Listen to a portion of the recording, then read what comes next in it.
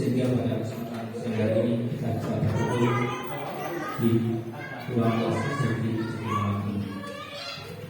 Sholawat serta salam tidak lupa kita junjungkan pada junjungan kita Nabi Muhammad yang akan menjadikan syafaatnya di yaumil qiyamah. Amin. Bapak Ibu yang saya hormati, saya mengucapkan terima kasih atas kesediaan waktu Bapak Ibu pada siang hari ini untuk membantu saya dalam melaksanakan tugas calon guru penggerak angkatan 9, yaitu modul 1.4 diseminasi budaya positif oleh saya Budi Adibowo, CPP angkatan 9 Kabupaten Kebumen. Bapak Ibu, sebelum kita mulai, kita sedikit dulu nih supaya tetap semangat.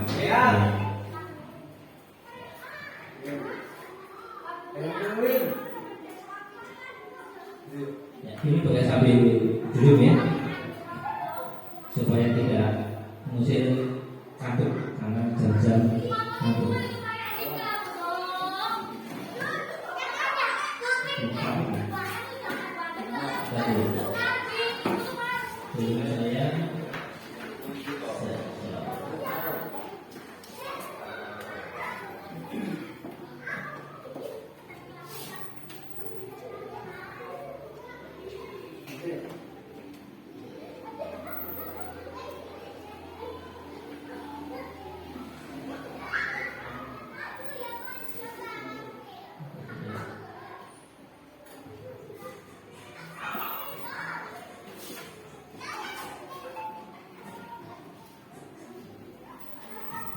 Oke Bapak Ibu. Oke. Semua dari posisi duduk. Ya, agak bangkit kita supaya badan kita bergerak tidak lanjut. Oke. Satu, dua, mulai.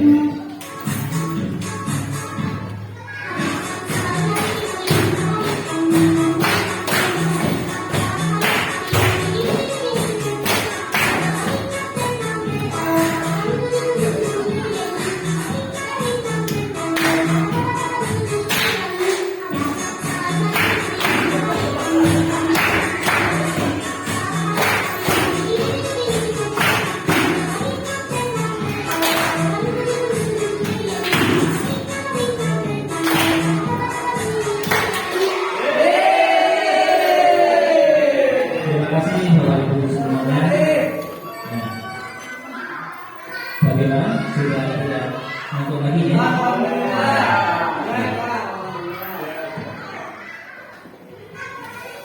Baik Bapak Ibu, sebelum ya ini sebelum materi ada video, lalu Bapak Ibu perhatikan video tersebut. Saya tayangkan video tersebut.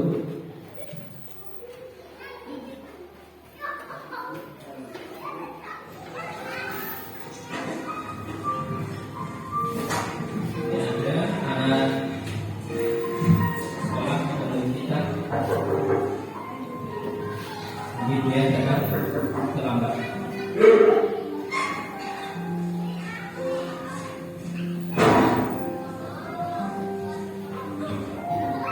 Lalu gurunya tidak menanyakan terlebih dahulu kenapa teman-temannya.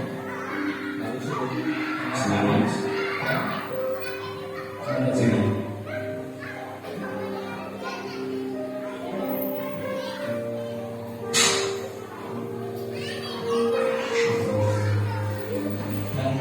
No se persigue. Ya.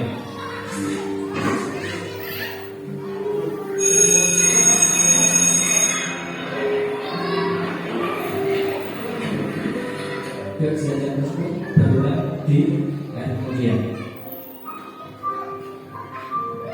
tersebut masih sebagai terlambat dan gurunya pun tidak menanyakan terlebih dahulu alasannya.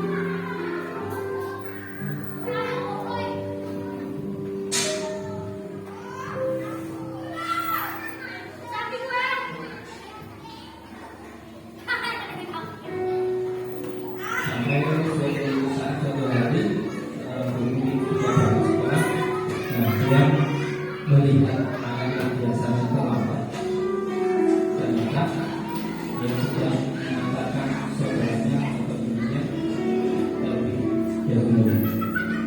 Ketika bapak gurunya baru tahu, sehingga masih terlambat.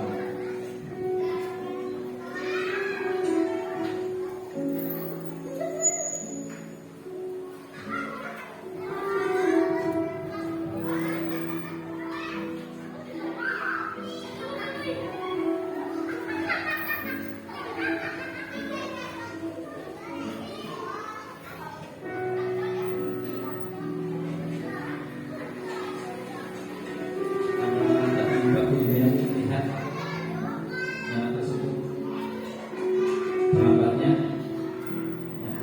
aku sebelum masih terlambat dan masuk ruang kelas, tetapi kali ini Pak gurunya berbeda karena sudah mengetahui alasan terlambat.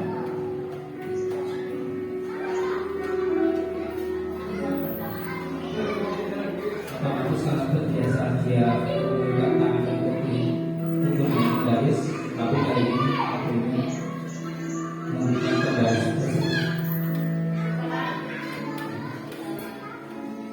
lalu ngejam sama hal tersebut dan menurutnya baru menyadari kesalahan Abu selama ini tanpa mengetahui alasannya. Terima kasih Bapak Ibu, ini tadi sudah menyaksikan video singkat ya seputar materi. Nah, Bapak Ibu, apa yang Bapak Ibu rasakan setelah melihat video tersebut? Nah, di sini digambarkan oleh emotion, ada yang senang, ketawa, sedih. Mungkin Bapak Ibu ada yang mau yang dirasakan siapa untuk rasanya bagaimana?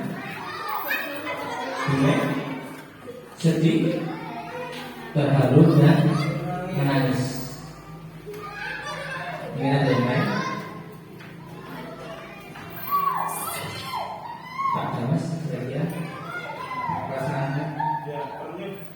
Nah, ternyuh. Ada sedih dan menangis.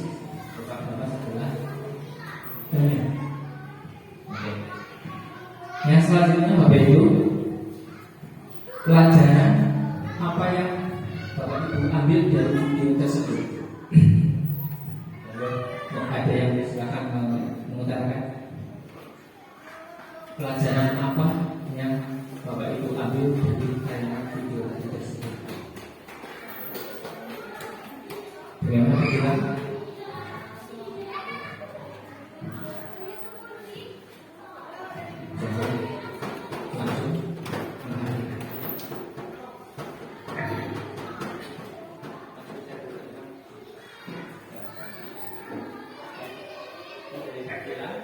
Dari cerita tadi kita dapat mengambil pelajaran kalau peserta didik itu secara langsung menghakimi menurut kita perbuatan itu anak itu salah, langsung sepakat memberikan hukuman. Terima kasih. Mungkin dari Bapak Ibu yang lain ada yang berbeda.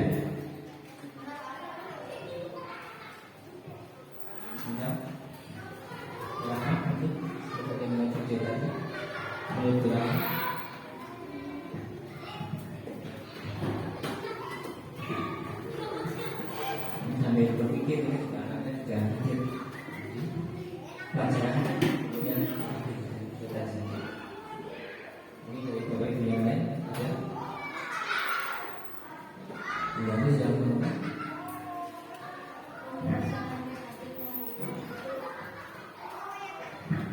Dari video tadi kita melihat bahwa Pak Guru itu melakukan pembiasaan yang tidak baik, tidak melakukan kekerasan, ya, sehingga siswanya itu menjadi takut, kemudian menjadi sudah terbiasa gitu ya, terbiasa dengan hukuman. Makanya tadi itu siap dengan hukum. Iya. Terima kasih untuk Bu Yani. Sebenarnya tadi adalah kita seorang guru dari video tadi dengan anak itu terlambat selalu satu kali ini berkali-kali dilakukan anak tersebut dan gurunya itu tanpa menanyakan sebabnya kenapa terlambat langsung memberi hukuman. Oke. Ini masih terkait dengan materi kita nanti. Masih silakan ya Bapak Ibu. Jadi tadi kita harus mengubah paradigma belajar. Ini menurut Stephen R. Covey di prinsip leadership ini mengatakan bahwa kita bila kita ingin membuat kemajuan itu perlahan, sedikit demi sedikit. Jadi ubahlah sikap atau perilaku Anda. Namun bila kita ingin memperbaiki cara-cara utama kita, maka kita perlu mengubah kerangka acuan kita. Ubahlah bagaimana Anda melihat dunia, bagaimana Anda berpikir tentang manusia. Ubahlah paradigma Anda, yaitu dengan skema pemahaman dan penjelasan aspek-aspek tertentu tentang realitas. Ya, jadi kita di sini karena sekarang berbeda penanganannya dengan kita dulu zaman dahulu Bapak Ibu. Mungkin yang anak melakukan kesalahan langsung kita beri hukuman atau sanksi. Jadi kita harus ubah paradigma tersebut, yaitu dengan mengubah paradigma belajar.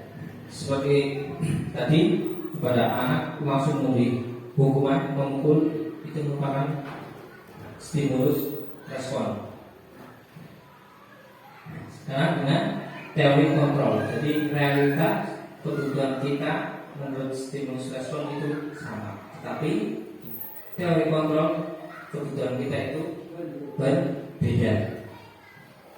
Nah, yang selanjutnya semua orang melihat hal yang sama, itu berdasarkan dari stimulus respon.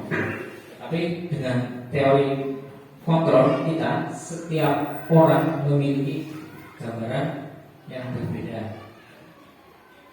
Kita mencoba mengubah orang agar berpandangan sama dengan kita, mengubah orang lain sesuai dengan harapan kita. Tetapi dengan teori kontrol kita berusaha memahami pandangan orang lain tentang dunia.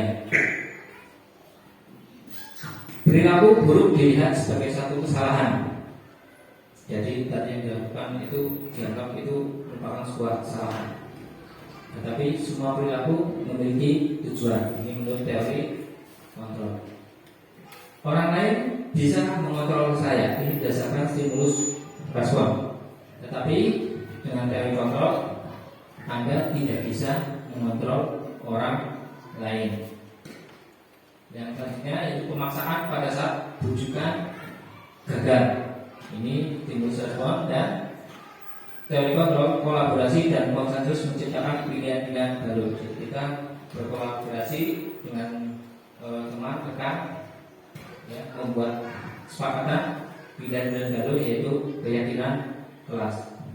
Yang berikutnya yaitu terakhir model berpikir menang kalah. Dan menurut teori kontrol itu model berpikir menang-menang. Jadi kita ubah paradigma kita bahwa model berpikir menang kalah itu bukan seperti permainan seperti sepak bola. Kalau sepak bola itu pasti mesti kayak menang atau ada yang kalah. Tapi kalau model berpikir menang, semua pasti bisa menang. Tidak siapa yang menang, si A atau si B, semua berpikir bahwa kita semua berpikir pasti menang.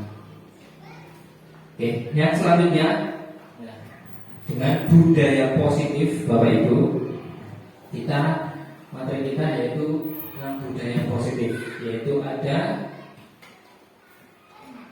Nah, yang pertama kita ada disiplin positif, motivasi, kebutuhan dasar, posisi kontrol, dan keyakinan kelas. Dan yang terakhir adalah segitiga restitusi.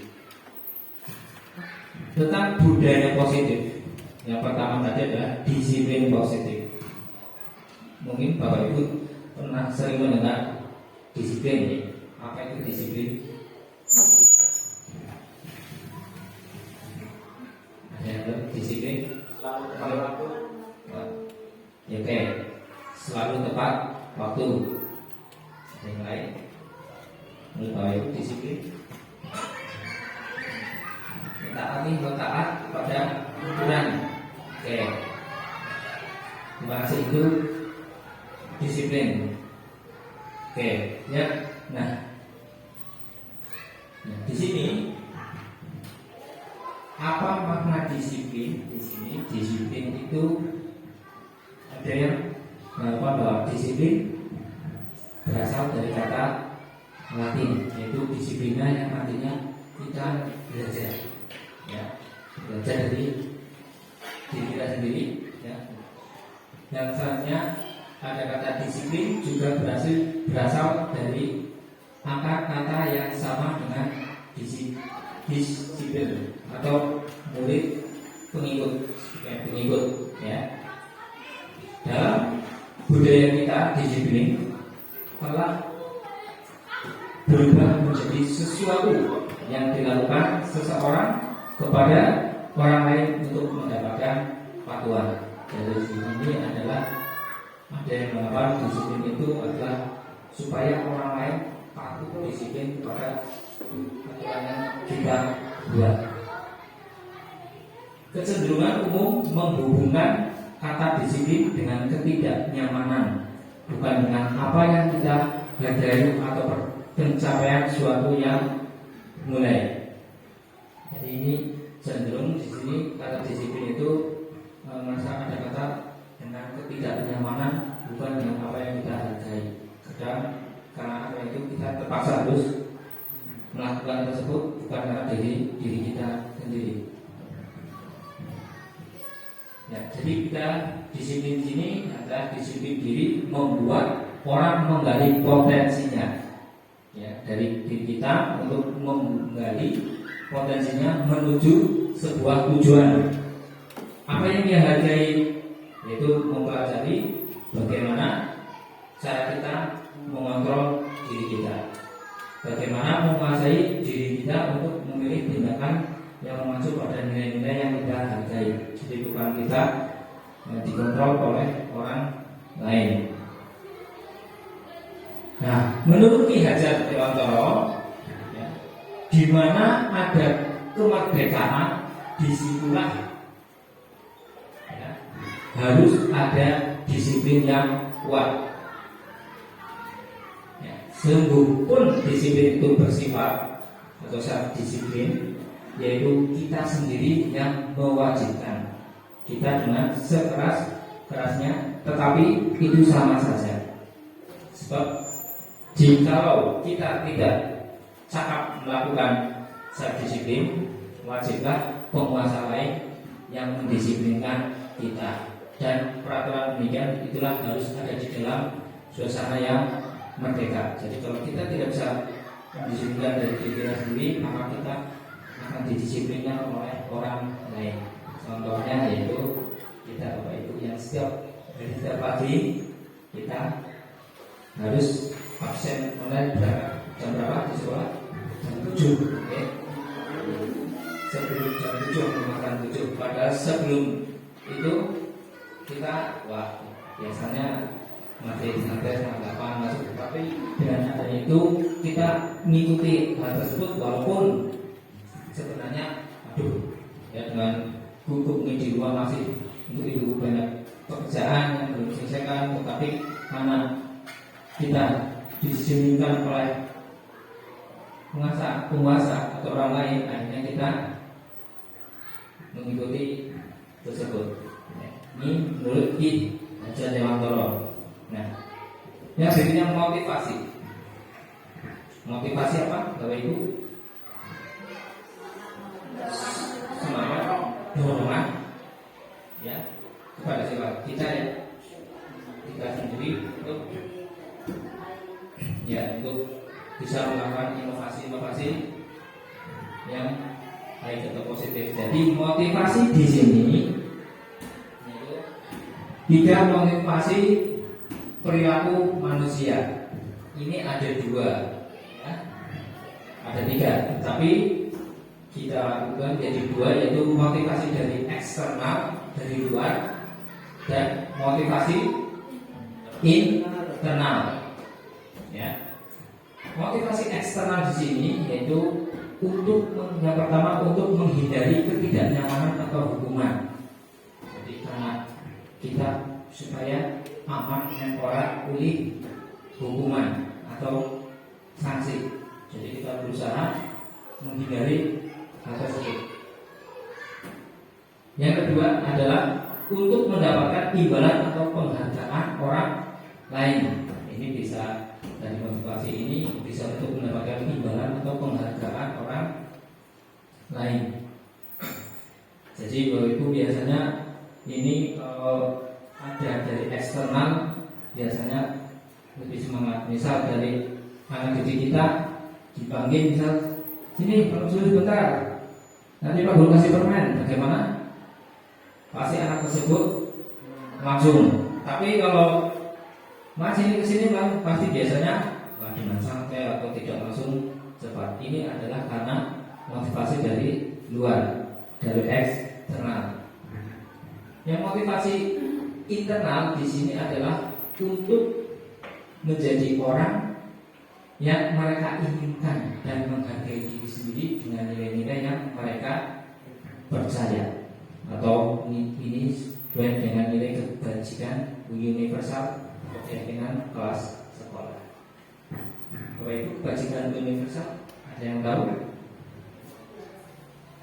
Kebajikan universal. Kebajikan berarti artinya kebaikan ya. Universal umum. Jadi nilai-nilai yang baik yang bisa diterima oleh umum pada semua, tidak hanya di kelas kita tetapi ini menyeluruh umum. Dan bisa di negara kita, negara tetangga yang lain pun ini bisa menerima nilai kebajikan universal tersebut. Nah, di sini tadi ada hukuman dan penghargaan Bapak Ibu. Hukuman selama ini, nah ini kita nanti akan membedakan antara hukuman dan penghargaan yang ternyata hukuman dan penghargaan ini kalau di budaya positif ini kurang baik ya, karena pada modul tugas ini banyak sekali perbedaan pendapat, ada yang setuju ada yang tidak. Nah, di sini hukuman ini bersifat tidak terencana atau tiba-tiba. Seperti tadi yang anak langsung terlambat sama pak gurunya diapakan? Dipukul. Ini secara tiba-tiba, ya. Dan juga tanpa melalui suatu kesepakatan yang telah dibuat, ya. Itu terlambat melakukan salah, diberi sanksi hukuman. Hukuman yang diberikan bisa berupa fisik maupun psikis menimbulkan rasa sakit. Nah, tadi yang itu tadi adalah hukuman fisik ya Bapak Ibu, sehingga bisa menimbulkan rasa sakit. Nah, sakit yang dialami adalah sakit yaitu berupa fisik. Ya. Sedangkan penghargaan adalah ini menghilangkan motivasi dari dalam. Jadi menghilangkan motivasi dari dalam. Ini karena sebuah penghargaan itu karena ingin mencapai juara atau penghargaan tersebut karena faktor orang lain. Nanti kalau kamu bisa nilainya bagus, nanti saya kasih bintang, kasih pensil atau kasih permen. Nah ini buktinya menghilangkan motivasi dari diri kita ini karena orang lain, karena suatu penghargaan tersebut tidak efektif untuk perilaku anak. Jadi sebuah penghargaan itu tidak efektif untuk perilaku anak. Kenapa? Karena di sini ketika ada gurunya dia akan disiplin. Tetapi kalau tidak ada gurunya, anak tersebut ya kan mungkin sesuka hatinya, orang belum lagi sudah ada gurunya, ya, merusak hubungan, ya, ini juga bisa merusak hubungan dengan teman, karena anak tersebut biasanya mungkin yang kurang, biasanya paling pokoknya si A atau si B yang biasa mendapat penghargaan. Ini mengurangi ketepatan, menurunkan kualitas, mematikan kreativitas anak. Ya, karena mematikan kreativitas anak di sini adalah biasanya anak mempunyai potensi masing-masing. Ketika gurunya tahu yang tidak, biasanya pasti Bapak Ibu tahu ya, murid-muridnya masing-masing yang menonjol si A si B, biasanya yang ditunjuk apa-apa biasanya karena yang menonjol tersebut. Padahal belum tentu. Kenapa? Anak yang lain bisa tidak di bidang pendidikan pun dia mempunyai kreativitas atau mempunyai keunggulan tersebut. Nih, yang terakhir adalah menghukum. Oke, yang selanjutnya kebutuhan dasar manusia. Ada yang tahu kebutuhan dasar manusia? Makan, sadar, ya. Oke, mungkin Bapak Ibu yang umum nantinya kebutuhan dasar manusia itu ya. Nah, jadi kebutuhan dasar kita makan, sadar, pangan. Tetapi di sini yaitu untuk kebutuhan adalah ada 5 kebutuhan dasar manusia. Jadi kebutuhan dasar yang pertama adalah bertahan hidup. Jadi kita bertahan hidup dulu. Kalau sudah bisa tercapai bertahan hidup itu, baru bisa memberikan kasih sayang dan rasa diterima, bisa kebebasan, kesenangan dan penguasaan. Ini kebutuhan dasar manusia. Nah, bertahan hidup, baru bisa kasih sayang dan memberikan rasa bisa diterima, bisa berupa kebebasan, kesenangan dan penguasaan. Penguasaan berbeda dengan kekuasaan. Kekuasaan apa itu? Kekuasaan berarti sesuatu yang ingin kita kuasai, miliki.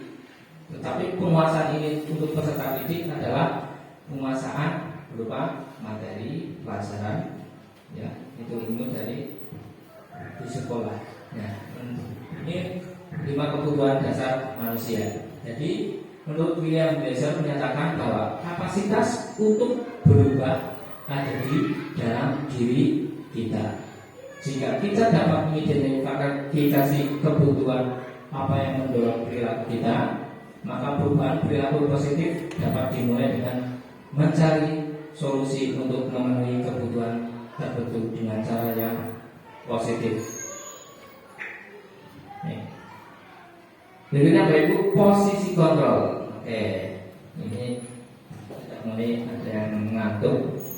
Oke, saya minta 2 Bapak Ibu maju ke depan. Tidak ada apa-apa. Silakan 2. Ya, berapa? Ya, 1 lagi bebas, siapa? Silakan.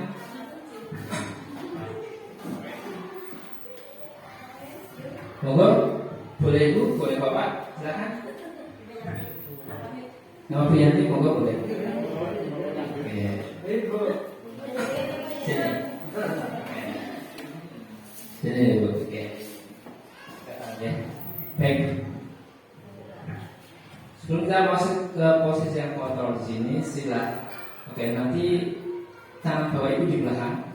Nah, nanti silakan Bapak Ibu berhadapan saja. Nah, Ibu ya, berhadapan. Saya berhadapan bisa jauh-jauhan ya. Nanti 3 kali kesempatan. 3 kali kesempatan, silakan saya hitung sampai 3. Boleh mengapa? Boleh membuka tangannya, ya. Pertama, 1, 2, 3. Oke. Bu Rahma mengepal, mengepal. Bu Yanti, ya oke, ini membuka tangannya. Oke, yang kedua. 1, 2, 3. Oke, ini mengawal tapi bukan terus-terusan ya, jangan terus-terusan. Oke, yang terakhir ketiga, satu kesempatan lagi. 1, 2, 3. Ini yang terakhir apa? Membuka semua. Baik. Tadi setelah ibu ini melakukan kejadian tersebut, kenapa alasan ibu tadi berubah? Biar tidak sama. Dari Ibu Yanti, Ini ada menakalannya apa tidak? Ya. Biar saya ininya 2 kali, ininya 1 kali. oke, terima kasih. Beri tepuk tangan. Oke, dari tadi yang ini Bu Rahma dan Bu Yanti karangan di depan dalam posisi kontrol ini. Bu Rahma dan Bu Yanti tadi apakah ada yang mau dikontrol orang lain? Waduh begini loh. Kamu tidak. Siapa yang mengontrol?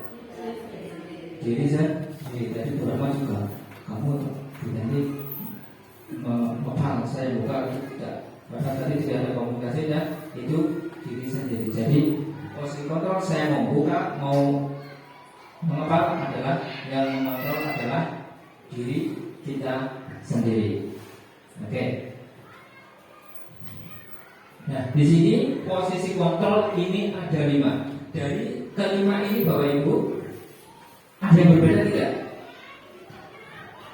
Ada yang berbeda posisi kontrolnya? Nomornya 1, 2, 3, 4, 5. Mungkin ada yang beda. Yang tahu di mana bedanya?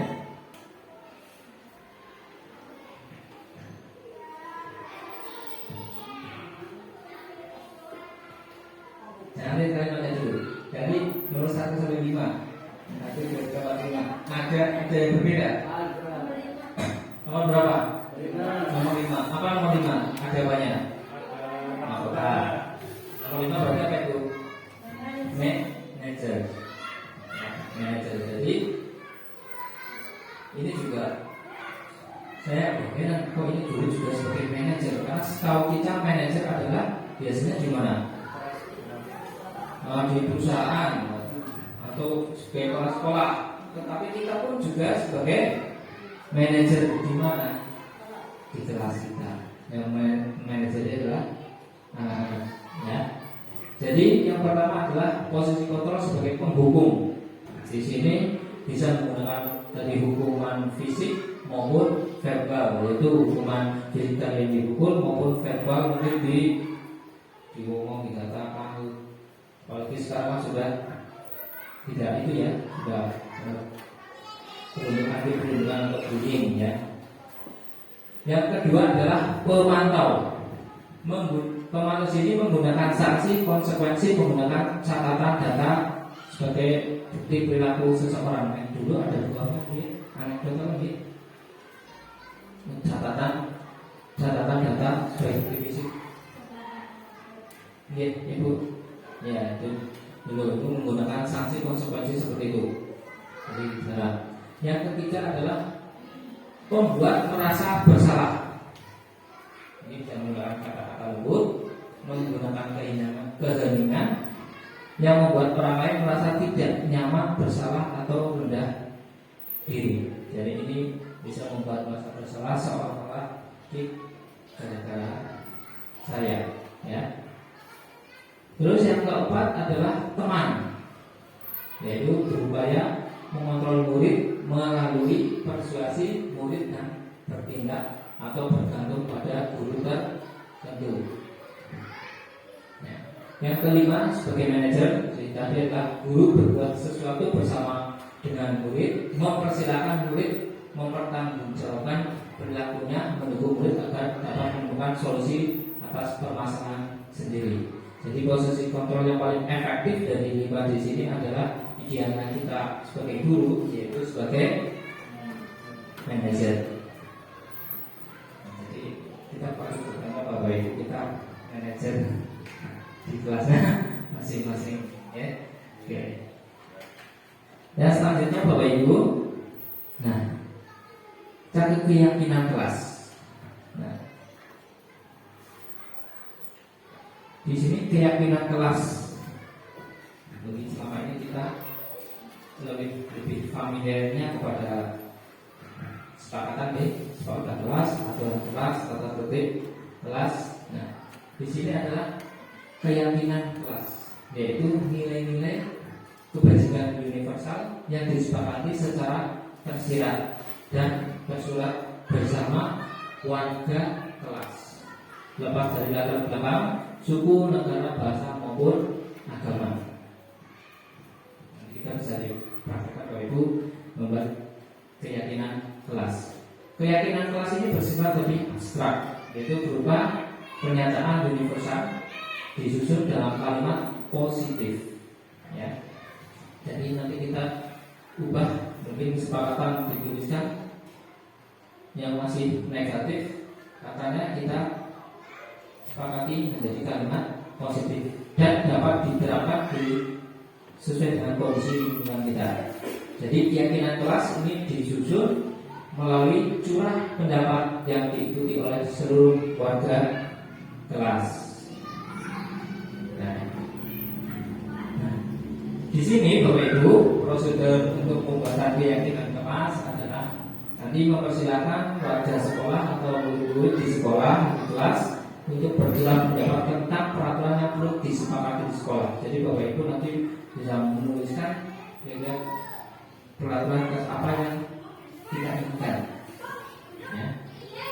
Setelah itu nanti kita bisa membahas dari yang anak-anak atau yang kita dituliskan tersebut, ya. Jika ada yang kalimatnya negatif, ini bisa kita ganti menjadi kalimat yang positif. Misalnya di sini, tidak berkelahi dengan teman. Itu positif atau negatif? Negatif.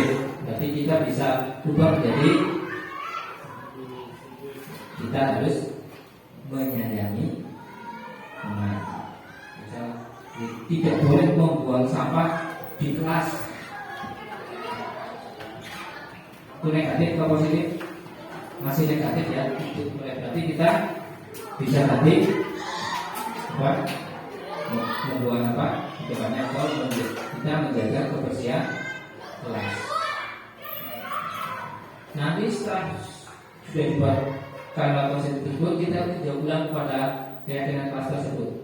Jika sudah disepakati, disetujui, maka kita bisa nanti diadakan, dibuat, kalau misalkan ini bisa dibuat seperti itu yang di papan kelas di print. Nah, sekarang kan dari tadi itu, ya. Saya juga baru tahu masalah karya karena tidak boleh membuang, tidak boleh jajan, tidak makan kelas itu termasuk negatif. Jadi kita ubah, misal tidak makan di kelas berarti apa? Makan ketika istirahat. Nah, setelah disepakati bisa ditandatangani atau satu pol, lalu mungkin yang terakhir kreativitas guru yang ini bisa dibuat digambarkan di kelas sehingga semua warga kelas bisa melihat, ya.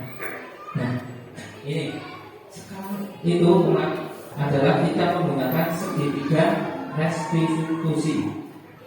Penanganannya sekarang bukan tadi di hukum atau di penghargaan, tetapi dengan segitiga restitusi.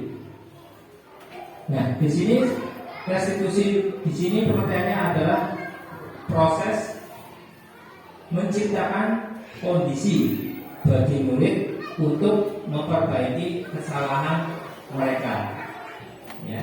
sehingga mereka bisa kembali pada kelompok mereka dengan karakter yang lebih kuat. Ya, kemarin tugas demonstrasi saya kemarin itu adalah membuat dua kasus. Yang pertama kasus tidak ikut kelompok belajar, ya, di situ mempraktekkan penanganannya.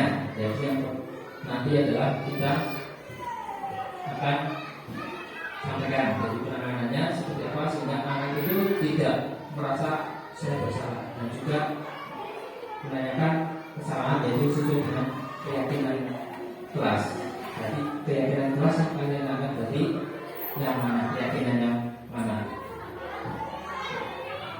Jadi saya di sini yang memulihkan tujuan disiplin positif dirinya setelah berbuat salah. Jadi tujuannya adalah menjadi orang yang menghargai nilai-nilai kebajikan yang mereka percaya. 9 ciri-ciri restitusi ini, yang pertama, bukan untuk menebus kesalahan, namun untuk belajar dari kesalahan. Ya. Jadi anak tersebut ini bukan menebus kesalahan, tetapi untuk belajar dari kesalahan. Yang berikut kedua, memperbaiki hubungan. Jadi ketika nanti setelah anak tersebut melakukan kesalahan, nanti hubungannya seperti yang biasa lagi, tidak merasa bersalah. Ini gara-gara saya bersalah. Yang ketiga, tawaran, bukan paksaan. Ya, jadi seperti tadi yang membaca paksaan itu tawarkan. Semuanya seperti apa ini? Restitusi menuntut untuk melihat ke dalam diri. Restitusi juga mencari kebutuhan dasar yang mendasari tindakan ya. Jadi restitusi mencari kebutuhan dasar yang mendasari tindakan. Restitusi diri adalah cara yang paling baik. Restitusi fokus pada karakter, bukan pada tindakan. Jadi jangan tindakan karakter anak, tapi bukan buat melakukan tindakan, ya. Restitusi fokus pada solusi. Jadi restitusi ini nanti akan menemukan solusi dari mungkin anak tersebut melanggar, nanti solusinya bagaimana. Dan restitusi mengembalikan murid yang berbuat salah pada kelompoknya.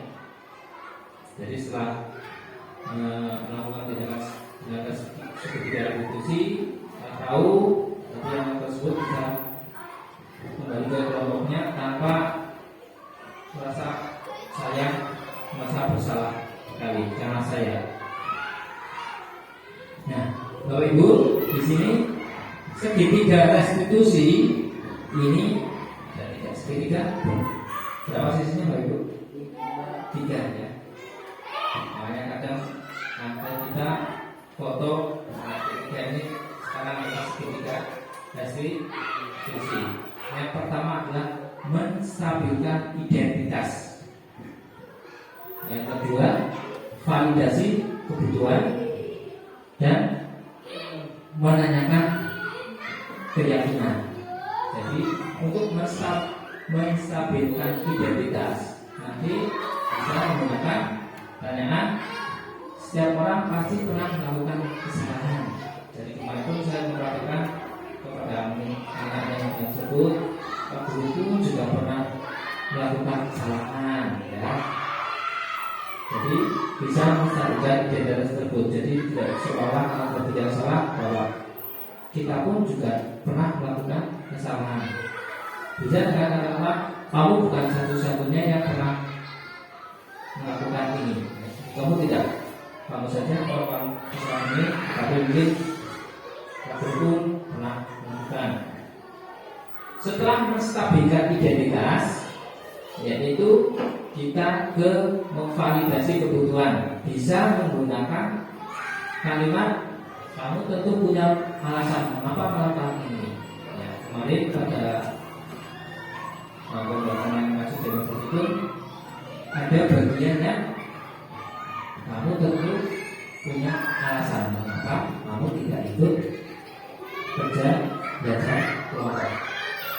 Ini Bapak Ibu ya, kemarin yang sudah ingin melihat video yang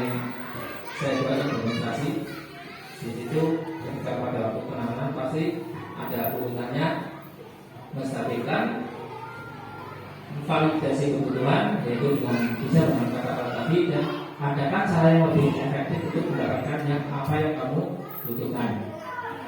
Ini. Dan yang ketiga yaitu menanyakan keyakinan, nilai-nilai apa yang telah kita sepakati. Coba mahasiswa telah melakukan setelah tidak ikut tugas kelompok, keyakinan apa yang telah kita sepakati, yaitu keyakinan apa di disiplin, ya.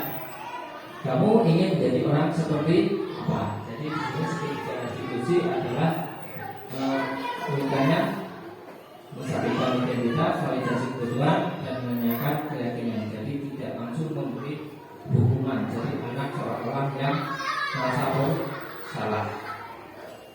Oke. Mari Bapak Ibu, kita belajar membuat prosedur keyakinan kelas. Jadi Bapak Ibu silakan nanti curahkan, tuliskan apa yang akan kita sepakati di kelas kita. Ya, silakan nanti tuliskan, maju bisa ditempelkan di tempat sini.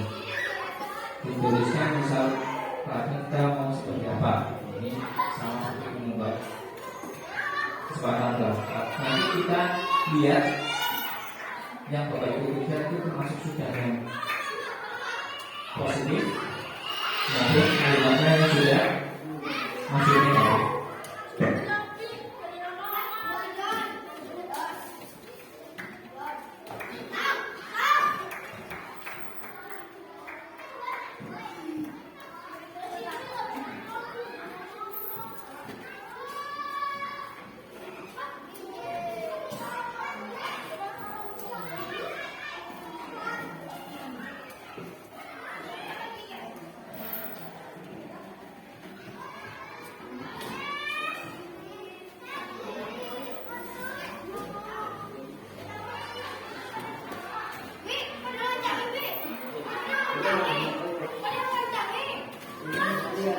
Ya, satu saja.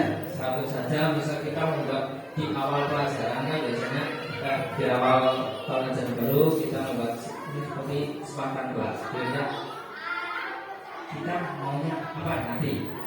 Peraturan apa yang kita akan sepakati bersama? Tadi kan contohnya dia makan gelas itu masih negatif. Nanti kita bisa menuliskan sepakati positifnya adalah makan atau jam istirahat. Bapak Ibu yang sudah selesai, monggo silakan di maju dicarakan di depan.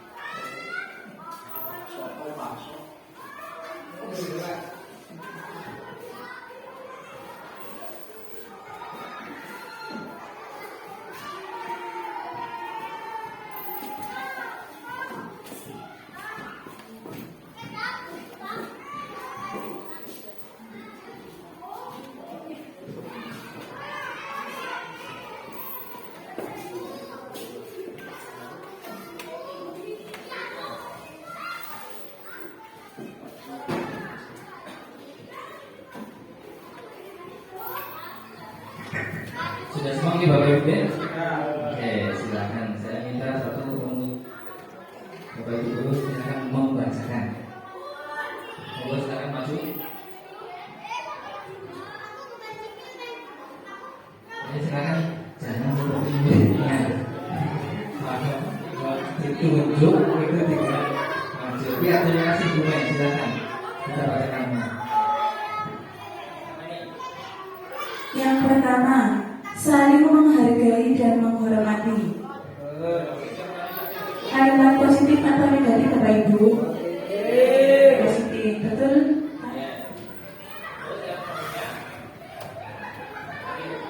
Tenang saat pelajaran.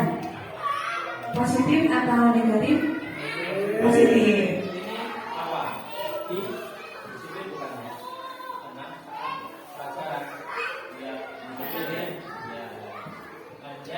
Menjaga kerapihan, keindahan, dan kebersihan kelas. Positif. Cuci tangan sebelum masuk kelas.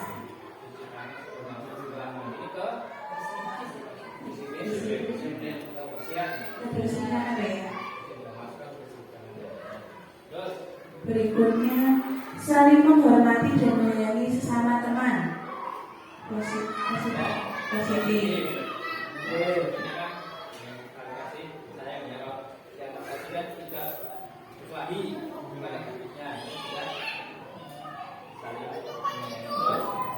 Melaksanakan piket kelas sesuai jadwal. Disiplin. Bertutur kata halus dengan teman. Sopan santun. Menjaga keindahan dan kebersihan kelas. Dengan kebersihan. Yang tidak mengerjakan PR mendapat sanksi membaca suratan pendek.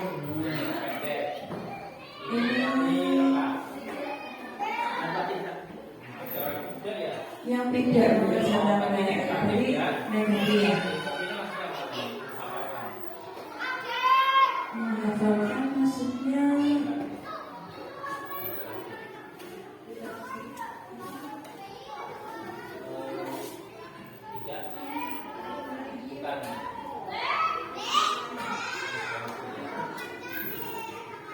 Diubah kalimatnya apa ya?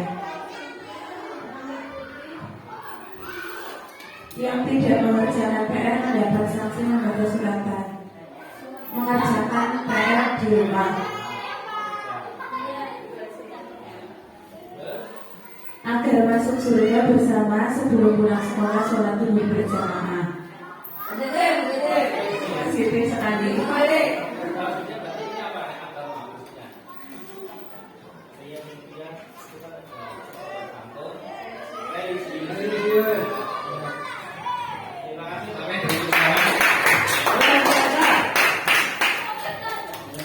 Bapak Ibu, untuk sekarang buat keyakinan kelas.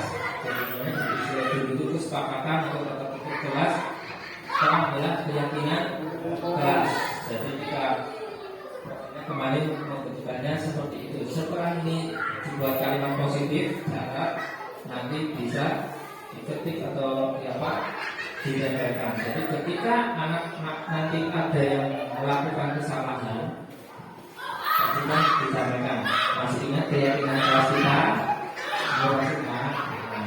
Misal ada yang makan tidak makan di kelas, jadi keyakinannya saya makan ketika jam istirahat. Nah, sebetulnya Bapak Ibu ya, mungkin ini bisa dicoba besok di kajian baru untuk membuat keyakinan kelas. Jadi kita ubah yang kalimat negatifnya menjadi positif. Ya. Baik Bapak Ibu, ini kemudian refleksi dari ketiga refleksi ini, silakan saya juga melihat tiga. Akhirnya untuk menyampaikan refleksi pada kesempatan kali ini, yaitu yang pertama, apa pengalaman baru yang Anda dapatkan setelah mengikuti diseminasi ini? Yang kedua, apa pembelajaran yang Anda dapatkan dari materi budaya positif? Dan yang ketiga, menurut Anda setelah mengikuti kegiatan ini, penerapan apa yang akan Anda lakukan di kelas atau di sekolah Bapak Ibu? Silakan, untuk kelas 1 silakan bisa menjawab, silakan untuk merefleksikan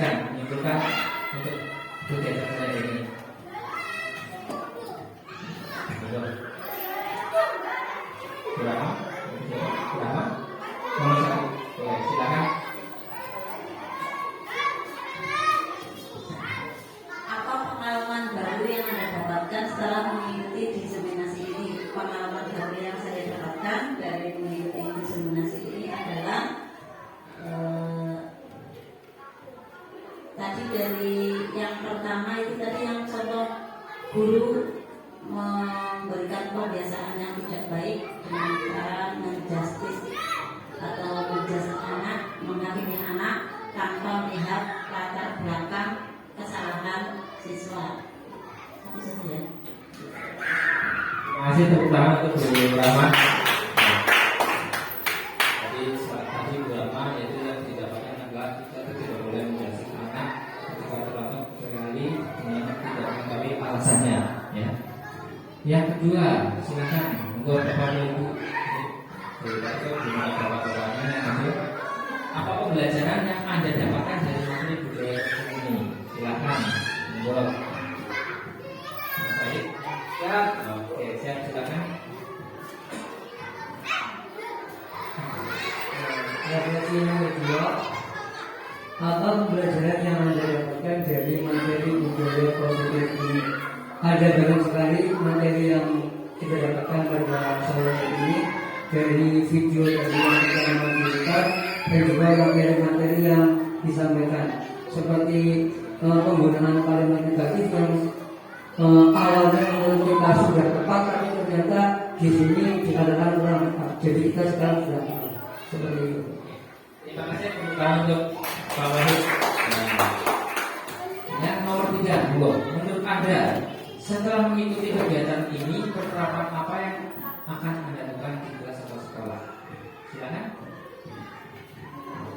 Monggo, Bapak atau Ibu. Mas mau menjawab, silakan. Monggo, silakan.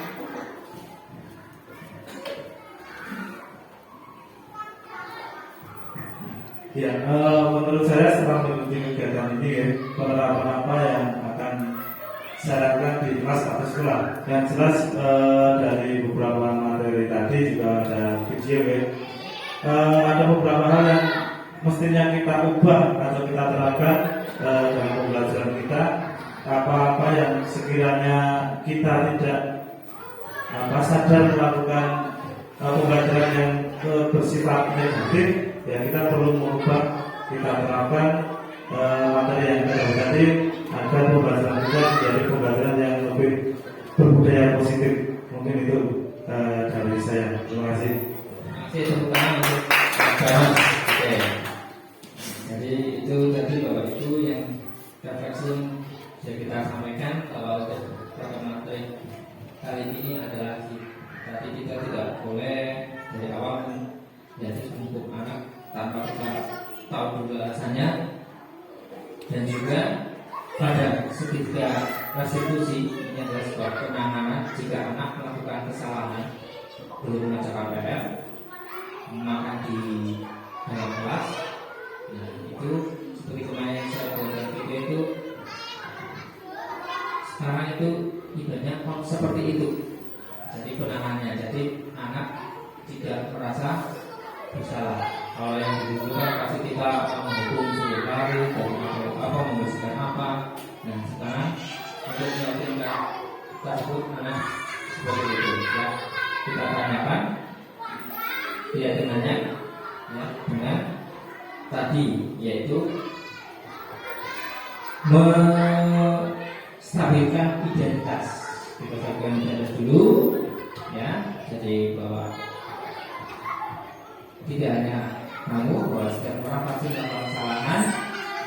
Yang kedua adalah memvalidasi kebutuhan, bahwa kamu tentunya punya alasan kenapa kamu melakukan seperti itu, tindakan seperti itu. Ya, nilai-nilai apa yang telah kita sepakati. Yang tidak itu nilai-nilai apa? Misalnya kelas tadi, makanya bahwa kita yaitu keyakinannya makan pada jam istirahat. Terima kasih Bapak Ibu pada kesempatan kali ini menunjukkan bahwa mari bersinergi mewujudkan budaya positif. Mari kita bersama-sama.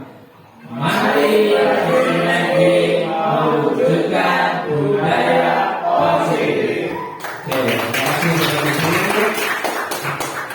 Saya Terima kasih pada kesempatan sore hari ini yang telah membantu saya untuk membuat tugas aksi nyata yang bisa bertempat yaitu budaya positif. Semoga Bapak Ibu bisa segera bermanfaat, bisa suatu saat nanti itu bisa diterapkan ke peserta didik kita. Ya. Baik, saya akhiri saja untuk pertemuan hari ini. Assalamualaikum warahmatullahi wabarakatuh.